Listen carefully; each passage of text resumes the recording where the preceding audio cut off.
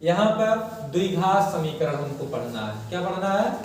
द्विघात समीकरण। द्विघात समीकरण किसे कहते हैं? वह समीकरण जिसमें चर की अधिकतम घात कितनी होती है? 2 होती है, उसे द्विघात समीकरण कहते हैं।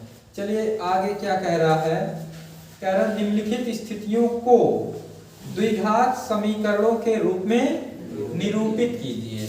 मतलब आपको क्या करना, सिर्फ द्विघात समीकरण बना करके छोड़ देना है। लेकिन आपको सिर्फ द्विघात समीकरण बनवा करके नहीं छोड़ा जाएगा। एग्जाम में ऐसा नहीं आएगा कि द्विघात समीकरण बना के खाली छोड़ दो, उसको हल भी करना रहेगा। तो आपको एक क्वेश्चन हल भी कराए जाएंगे। ठीक है? क्या कह रहा है? एक आयताकार भूखंड का क्षेत्रफल 528 मीटर स्क्वायर है। मतलब आयताकार कोई भूभाग है, जमीन का टुकड़ा, ठीक है, उसका क्षेत्रफल कितना है? 528 मीटर स्क्वायर। कह रहा क्षेत्रफल की लंबाई मीटरों में, मतलब लंबाई किसमें नापी गई है? मीटर में। ठीक है? चौड़ाई के दोगुने से एक अधिक है। कौन अधिक है? लंबाई अधिक है। किससे अधिक है? चौड़ाई से। कितना अधिक है? दुगने से एक। ठीक है? हमें भूखंड की लंबाई और चौड़ाई ज्ञात करनी है। तो देखो, लंबाई को मानोगे तो भाग देना पड़ेगा, घटाना पड़ेगा। तो चौड़ाई को मान लेते हैं। तो माना आयत की चौड़ाई, आयत की चौड़ाई, ये आपका x मीटर, कितना? तो इसलिए लंबाई, क्या चीज? लंबाई कितना होगा? कह रहा है चौड़ाई के 2 गुने, 2 गुना यानी 2x हो जाएगा, से एक अधिक, एक अधिक मतलब +1, मतलब 2x + 1 क्या? मीटर। ये क्या हो गई? लंबाई। चौड़ाई हो गई, लंबाई हो गई। और आयत का क्षेत्रफल ये आपका दिया गया 500 मीटर। आयत का क्षेत्रफल का सूत्र क्या होता है? लंबाई गुणे चौड़ाई। ये आपका कितना है? 500। लंबाई कितना है? 2x + इंटू x बराबर 500। गुणा कराइए। 2x प्लस, इसको इधर ले आएंगे, -500 बराबर। प्रश्न में जो कहा है उसके अनुसार यही सवाल आपका कंप्लीट हो गया। सिर्फ आपसे क्या कहा है? द्विघात समीकरण के रूप में व्यक्त कीजिए। द्विघात समीकरण का रूप हो गया। लेकिन हम लोग चलिए लंबाई चौड़ाई क्या करते हैं? ज्ञात कर लेते हैं। तो इसका क्या करना पड़ेगा? गुणनखंड। या तो गुणनखंड विधि से x की वैल्यू निकालिए, या फिर द्विघाती सूत्र जो लिखा है, या श्रीधराचार्य का नियम जो लिखवाए हैं कि x बराबर -b ± √b² - 4ac/2a। तो हम लोग चलिए गुणनखंड से पहले लगाते हैं। तो यहाँ अचर पद कितना है? -500। ये कितना है? 2x²। इसका और इसका क्या कराएंगे? गुणा। तो 528 गुणे 2 करोगे तो कितना आएगा? 1056। चिन्ह होगा माइनस, और यहाँ x² है तो x² यानी 1056x²। तो गुणा करने पर अगर सिर्फ अंक देखें तो आना चाहिए कितना? 1056। चिन्ह क्या है? माइनस। तो माइनस यानी घटाने पर, घटाने कितना होना चाहिए? 1। कोई अंक नहीं लिखा हुआ तो 1 रहेगा ना, +1 है। कितना है? तो चलिए फैक्टर करते हैं। 1056 क्योंकि बड़ा अंक है। ठीक? अगर वैसे आप डायरेक्ट समझ जा, डायरेक्ट आ रहा है, डायरेक्ट कर लेंगे, फैक्टर करने की जरूरत नहीं, ये सिर्फ समझाने के लिए आपको कर रहे हैं। देखिए 2 से काट डालिए, 2 5 528 होगा। 2 दूना 1 5 2 6 12 2 4, फिर 2 से 2 कम 2 2 3, फिर 2 से 2 6 2 6 12।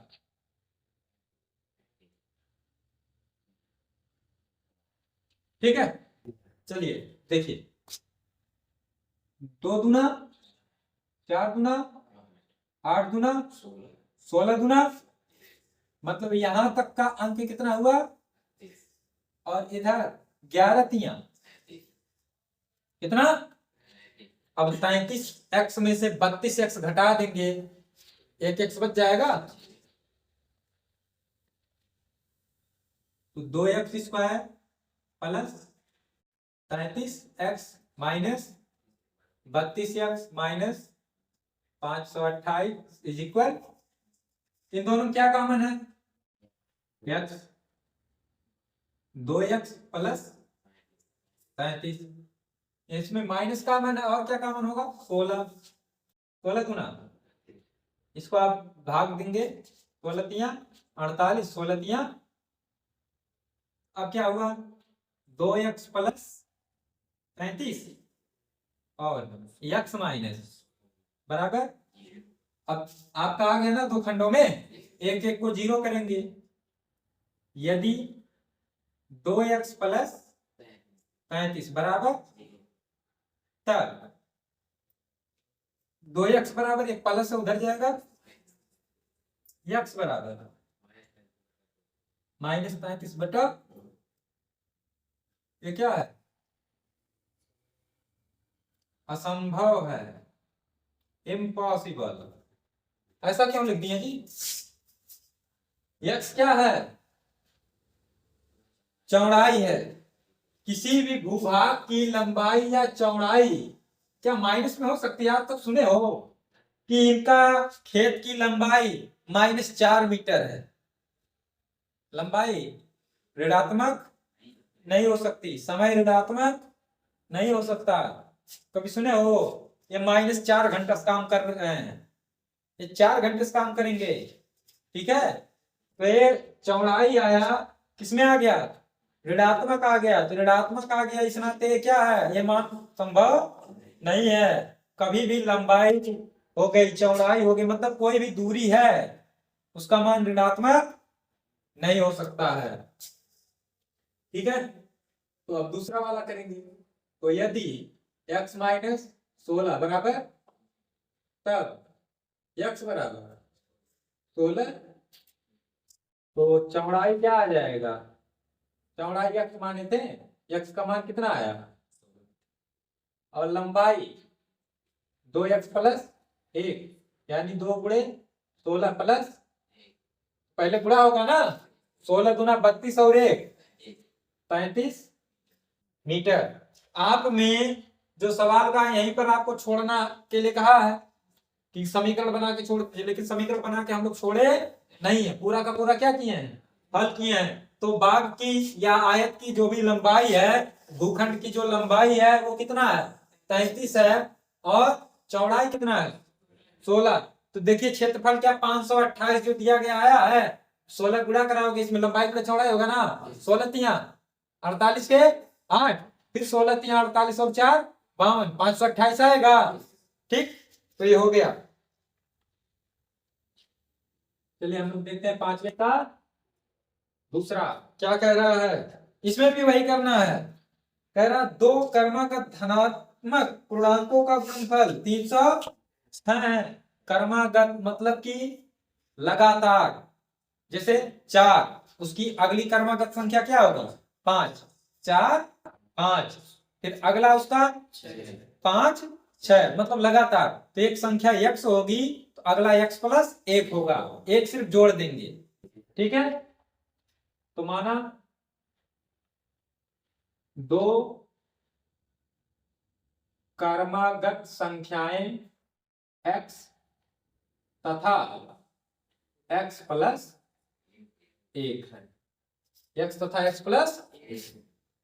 प्रश्न के अनुसार क्या कह रहा है, इनका गुणनफल, इन संख्याओं का क्या गुणनफल, यानी x इंटू एक्स प्लस 1 बराबर, ये गुणनफल कह रहा होता है 306, गुणा कराओ, एक्स स्क्वायर प्लस एक्स, इसको इधर ले आइए, -306 बराबर।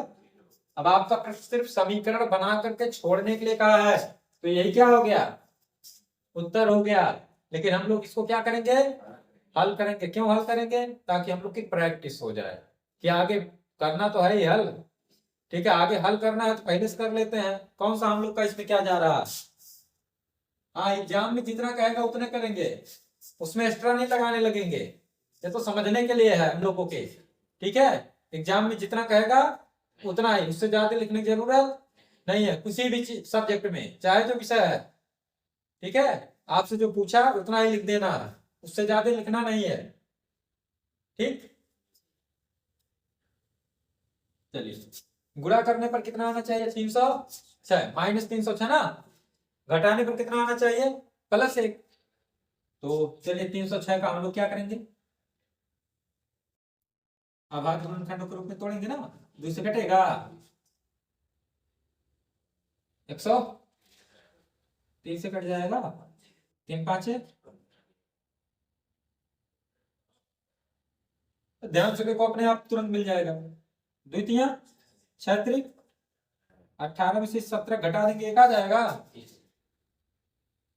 x² plus 18x minus 17x minus 300 बराबर x common, x plus minus 17 common, x plus बराबर, ठीक है। पूरे में क्या कॉमन? x प्लस 18 और यहाँ पे क्या हो जाएगा? x माइनस बराबर, यदि x प्लस 18 बराबर तब x बराबर, ये आग्रह है या असंभव लिख देंगे। क्यों? क्योंकि आपने धनात्मक संख्या कहा, प्रश्न में क्या कहा? धनात्मक संख्या। तो ये क्या है? संख्या तो है लेकिन ऋणात्मक है। चलिए आग्रह के बदले असंभव ही लिख दे रहे हैं। क्यों असंभव लिखे हैं? क्योंकि ये ऋणात्मक आ गया। हमको प्रश्न में क्या निकालने के लिए कहा है? धनात्मक।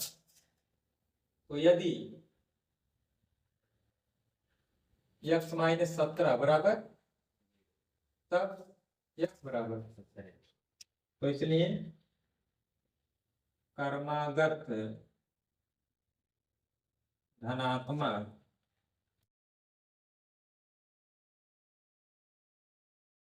पूर्णांक या संख्याएं जो भी लिख देंगे। एक क्या हो जाएगा?